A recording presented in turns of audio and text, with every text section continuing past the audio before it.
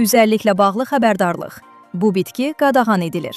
Son vaxtlar sosial şəbəkələrdə üzərlik bitkisinin istifadəsi və xarici ölkələrə aparılması ilə bağlı müxtəlif məlumatlar yayılır. Caspian Press xəbər verir ki, Səhiyyə Nazirliyinin açıqlamasına əsasən üzərlik bitkisinin tərkibində alkaloidlər mövcuddur.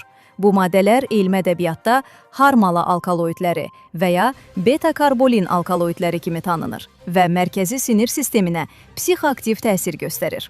Tərkibindəki maddələr serotonin, dopamin, adrenalin kimi neyrotransmitterlərin parçalanmasını ləngidərək onların səviyyəsini artırır.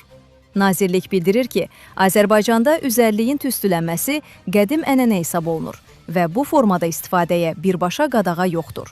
Lakin narkotik vasitələrin, psixotrop maddələrin və onların prekursorlarının dövriyyəsi haqqında qanuna əsasən tərkibində psixotrop təsirli maddələr olan bitkilərin kultivasiyası, idxalı, satışı və istifadəsi məhdudlaşdırıla bilər. Qeyd olunub ki, bir sıra ölkələrdə üzərlik və onun ekstraktları nəzarətə alınan maddələr siyahısına daxil edilib.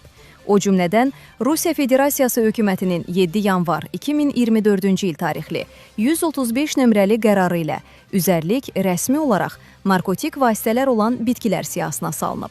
Bu isə həmin ölkədə bitkinin idxalı, daşınması, saxlanması və satışının qanunsuz hesab edilməsi və cinayət məsuliyyəti yaratması deməkdir.